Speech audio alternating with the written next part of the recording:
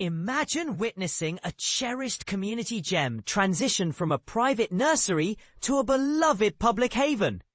What once a quiet oasis for gardeners and plant lovers will soon become a shared sanctuary for all to enjoy. And here's where it gets a little controversial. While the founders Bob Webster and Roberta Churchin prepare to leave behind their retail operations, they are pouring their life savings into a bold vision of creating the Shades of Green Legacy Garden, an expansive space with walking paths, lush gardens, water features and more, designed to serve as a peaceful escape for the community. For nearly 45 years, Shades of Green has been more than just a plant nursery. It's been a retreat from the chaos of everyday life, a place where people come to find solace amid nature. Now, thanks to the owners' dedication and community support, this haven is set to become an accessible, public space built to last well into the future. The goal? To raise $10 million, which would allow the garden to open fully within 2 years of reaching the target. All part of a broader effort to preserve a piece of natural beauty amid rapid urban growth. The story behind this transformation reflects a heartfelt wish to safeguard a space that many patrons see as a refuge.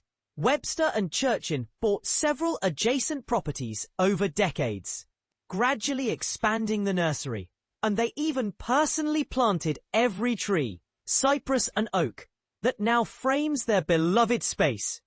Faced with offers from real estate developers during the past 6 years, they chose instead to explore ways to protect this land from being overtaken by commercial projects. In fact, they secured a federal conservation easement, an official agreement that restricts certain types of development, so the property can never be turned into condos or shopping centres. Webster vividly recalls a time when Sunset Road was lined with local businesses and homes. But now it's filled with concrete jungles of offices and apartments. Despite tempting offers for their land, they've stood firm, believing some treasures are worth more than money. Their vision for the future centres on creating a community sanctuary, a peaceful escape where people can reconnect with nature, meditate, do yoga, or simply enjoy a quiet walk. Inspired by gardens and retreats they visited around the world, Webster and Churchin envisioned features like tranquil pathways, display gardens, a labyrinth, and even spaces dedicated to children's vegetable gardening. They designed it with the community's well-being in mind, ensuring it remains open and welcoming. To bring this ambitious project to life, they established the Shades of Green Legacy Foundation, a non-profit organisation created in early 2023. They donated the land and their master plan to this foundation, which aims to sustain and maintain the public garden, an enduring space for relaxation, education and community connection. Their hope is to promote eco-friendly gardening, offer educational programs, and host local initiatives that foster a love for the natural world. Fundraising efforts kicked off just days ago.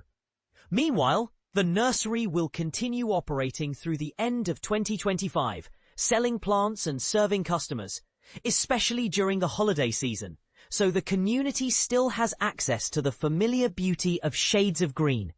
After that, the nursery will close as the site prepares for construction, with plans to open the completed garden to the public as soon as possible.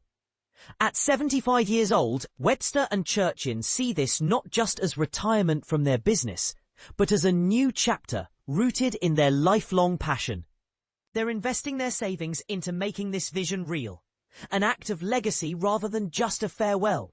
They describe it as a transition, an inspired move rather than a sudden change, embracing the future while honouring their past.